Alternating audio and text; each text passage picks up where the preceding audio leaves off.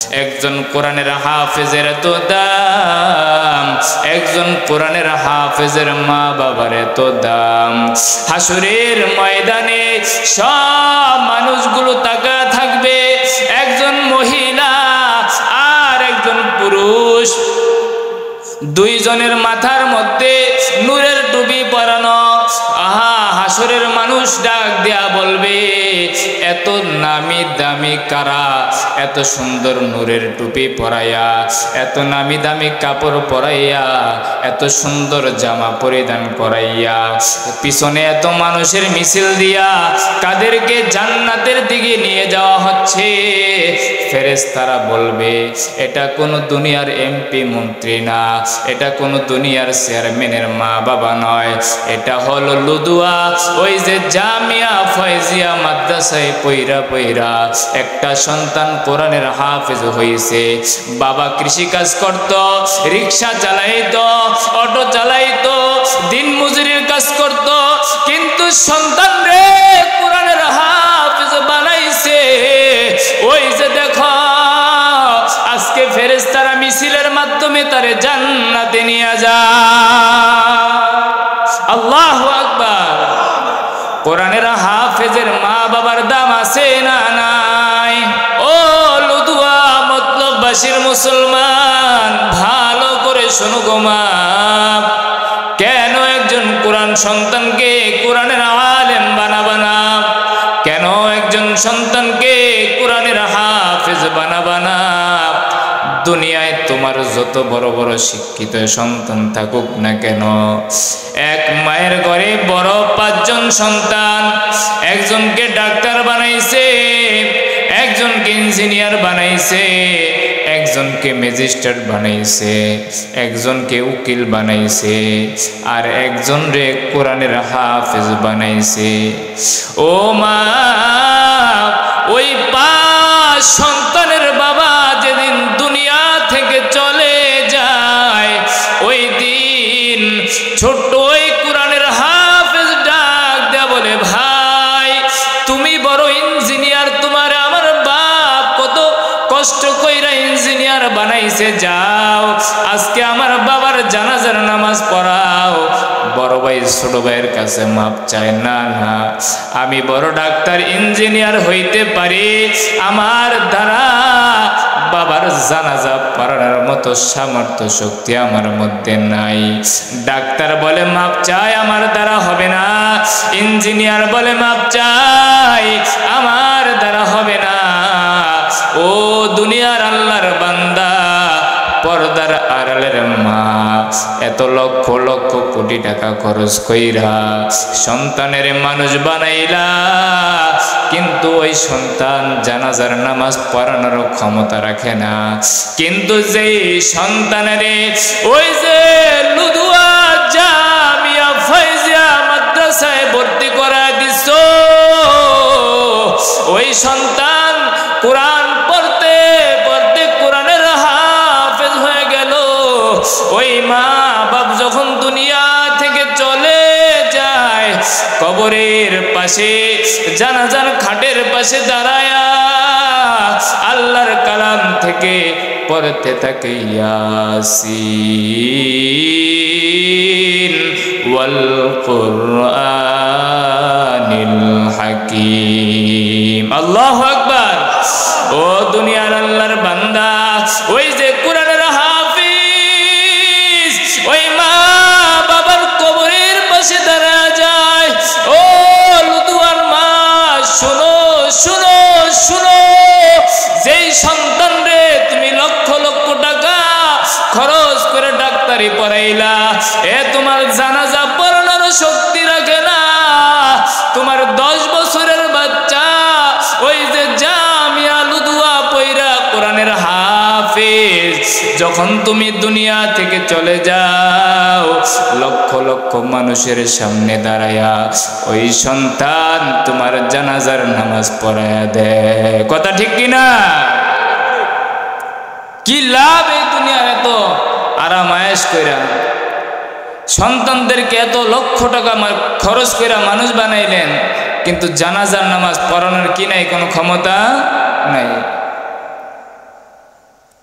এই অবস্থা সন্তানকে যদি বলা হয় কর্মব্যস্ততার কারণে মা বাবার কবরের পাশে গিয়ে একটু দোয়া করার সময় পায় না, কিন্তু একজন কোরআনের হাফিজ পৃথিবীর যেখানেই বাস করুক না কেন 5 ওয়াক্ত নামাজ শেষে 2 হাত রব্বে কাবার দরবারে উঠায়া দেয় আর চোখের পানি ফালা ফালা বলে আল্লাহ তাকায়া দেখো আমার মাথায় টুপি, আমার এই গায়ে সুন্নতি জামা, আমার বাবা কৃষি কাজ কইরা আমারে কোরআনের হাফেজ বানাইছে, আজকে আমার বাবা দুনিয়ায় নাই, আমি বড় অসহায়, ও আল্লাহ তোমার কাছে ক্ষমা চাই, আমার বাবারে মাফ করে দাও, ও আল্লাহ তোমার কাছে মাফ চাই, আমার মায়ের কবরটা জান্নাতের বাগান বানায় দাও। আল্লাহ বলে ও ফেরেশতা, কোন সন্তান যখন কবরের পাশে দাঁড়ায় মায়ের জন্য বাবার জন্য দোয়া করে রব্বির রহমহুমা কামা রব্বায়ানি সগীরা, আবার বলেন না রব্বির হামহুমা কামা রব্বায়ানি সগীরা। ও আল্লাহর বান্দা, এই দোয়া করতে দেরি আমার আল্লাহ ডাক দিয়া গো ফেরেশতা, ওই দেখ সন্তান মা বাবার কবরের পাশে দাঁড়ায়া মায়ের জন্য দোয়া করে বাবার জন্য দোয়া করে রে ফেরেশতা, তোরা সাক্ষী থাক আমি আল্লাহ ওই মা বাবার কবরে আযাব মাফ করে দিলাম। এই দুনিয়ায় বেঁচে নাই আল্লাহ যার মাও বাপ,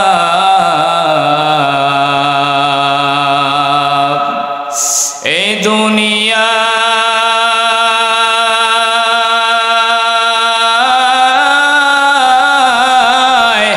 আল্লাহ বেঁচে নাই যার মাও বাপ,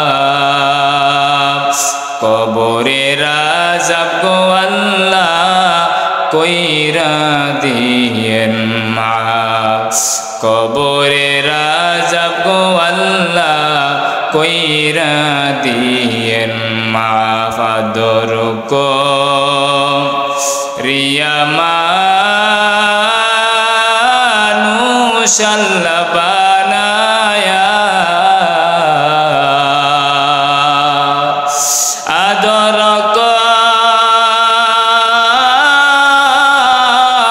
করিয়া মানুষ আল্লাহ বানায়া, কেমনে দিবেন জাহান্নামে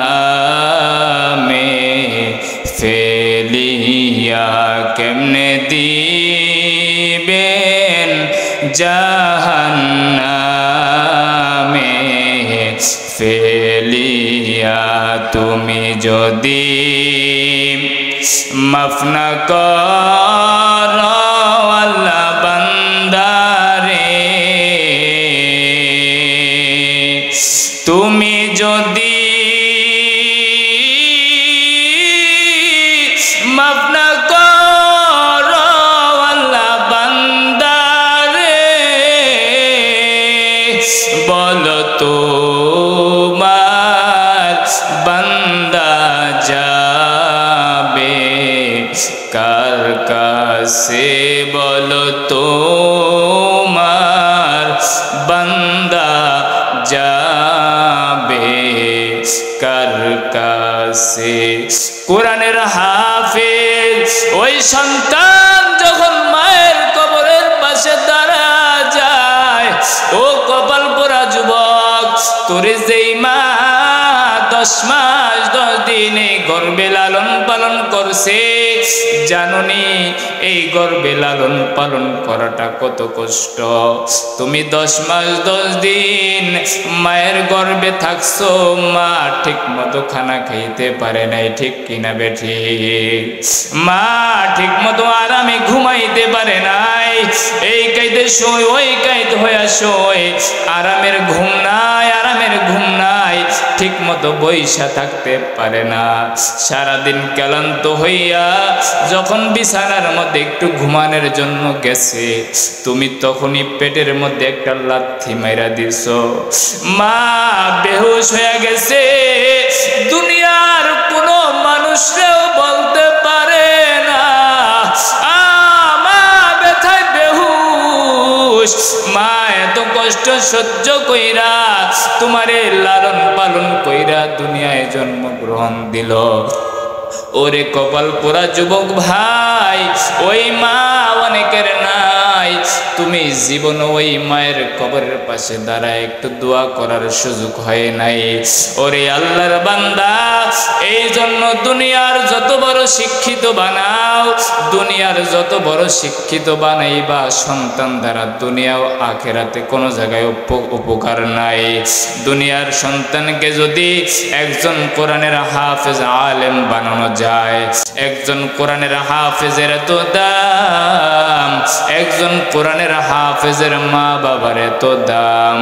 হাসরের ময়দানে সব মানুষগুলো তাকায় থাকবে, একজন মহিলা আর একজন পুরুষ, দুইজনের মাথার মধ্যে নূরের টুপি পরানো। হাসরের মানুষ ডাক দেয়া বলবে, এত নামি দামি কারা, এত সুন্দর নূরের টুপি পরাইয়া, এত নামি দামি কাপড় পরাইয়া, এত সুন্দর জামা পরিধান করাইয়া, পিছনে এত মানুষের মিছিল দিয়া কাদেরকে জান্নাতের দিকে নিয়ে যাওয়া হচ্ছে। ফেরেশতারা বলবে, এটা কোনো দুনিয়ার এমপি মন্ত্রী না, এটা কোনো দুনিয়ার চেয়ারম্যানের মা বাবা নয়, এটা হলো লুদুয়া, ওই যে জামিয়া ফয়জিয়া মাদ্রাসায় পইরা পইরা একটা সন্তান কোরআনের হাফেজ হয়েছে। বাবা কৃষি কাজ করত, রিক্সা চালাইতো, অটো চালাইতো, দিন মজুরির কাজ করত, কিন্তু সন্তান রে কোরআনের হাফেজ বানাইছে। ওই যে দেখো আজকে ফেরেশতারা মিছিলের মাধ্যমে তারে জান্নাতে নিয়ে যায়। আল্লাহু